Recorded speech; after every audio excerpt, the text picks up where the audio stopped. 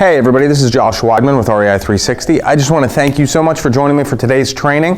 Today we're going to talk about kind of a hot topic. As the market has improved and there's a lot more people that are interested in investing in real estate these days, rental properties have become more and more in demand. And I'm finding in my business that where it's great to rehab and flip a retail property in a really consistent neighborhood and that's a little bit higher property value, I'm having a lot of success also flipping rental properties, and both through my turnkey business and through just retail flips.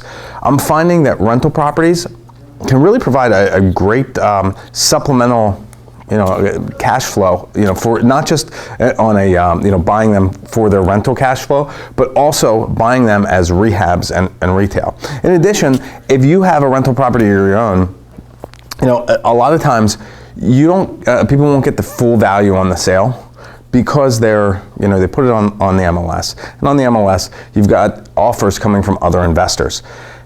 I found that it's really advantageous to drum up a lot of activity and a lot of interest in your property. So, you get investors bidding against each other and get the highest dollar amount for you as a seller of the property. So let's talk about how that works, okay?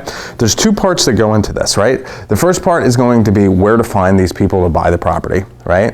And then the second part is going to be what information you have to include to show them that this is a good investment, and really do the convincing for them. All right. So first things first, where do we find these investors? Well, obviously, not obviously, 95% of properties are sold on the MLS. So now, obviously, the MLS is a good place to look. But as I mentioned just a minute ago, the MLS is also where a lot of, you get a lot of investors that are looking for properties there, and they end up making offers on these rental properties as investors. They're looking at them the same way you did when you bought it. We'd rather have a retail type buyer buying these properties. So let's create a bit of a bidding war. So what do we do? First thing I do is send out a non-owner occupied mailer. It's a little postcard that I send out to non-owner occupants in let's say 0.3 to 0.5 of a mile from my rental property that I'm going to sell.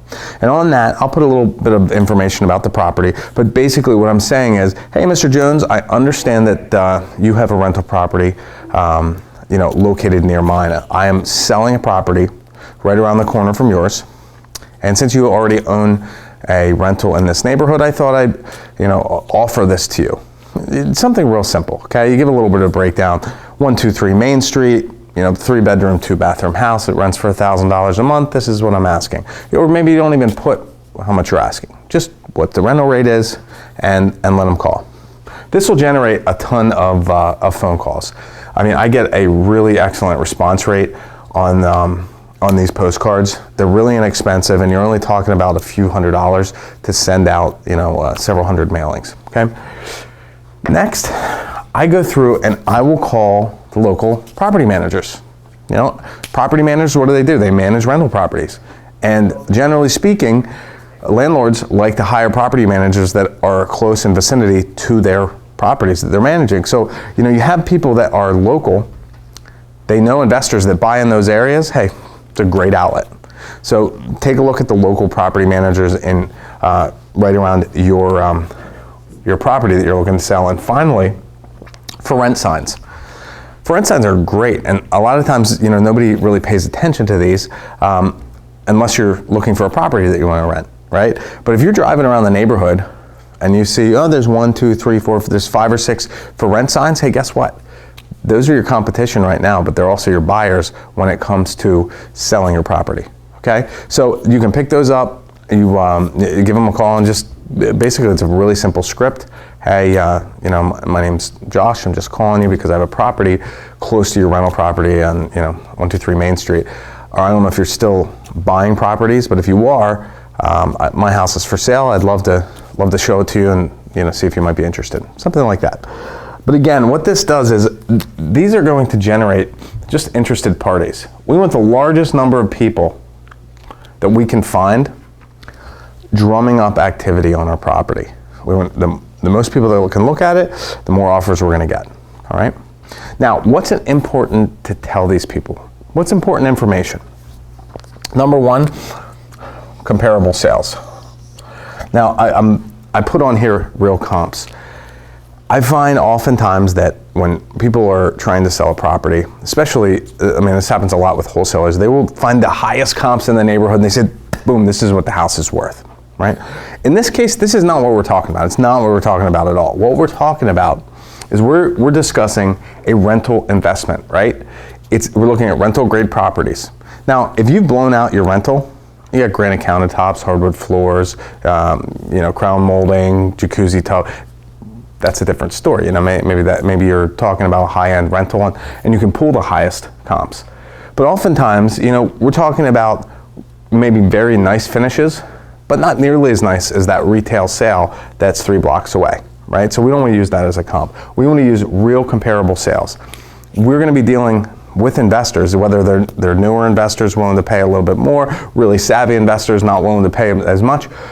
We want to create credibility in our marketing. So we're going to use real comparable sales. Next, we want to use real numbers.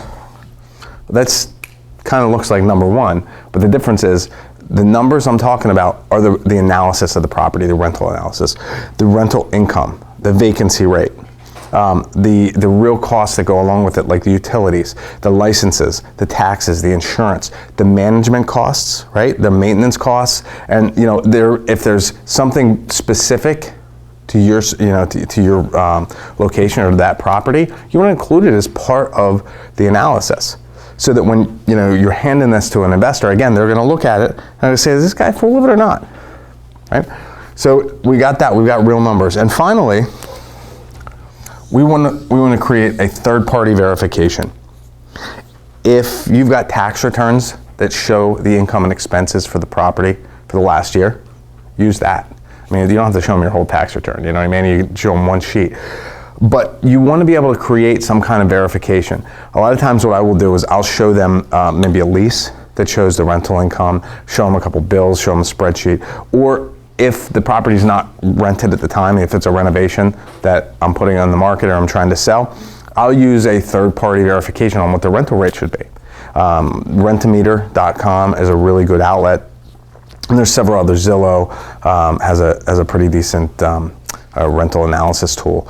But putting these three things together and pulling in a lot of people on these properties, what this is going to do is it's going to create a really good atmosphere for you to get these properties sold, right? You're talking about bringing in as many people as you can to drum up as much activity, giving them really good data so they're looking at it and they're saying, hey, this is a really nice rental property, it looks really nice, and the numbers make a lot of sense. And that's it. Really straightforward. This is a great outlet. If you're not flipping rentals right now, it might be a good outlet to look at. It's not a real competitive field, but there's a lot of demand for good quality rentals that people can buy at good prices. All right. So that's it for today's training. I wish you the best in your real estate investing, and I look forward to talking to you again soon.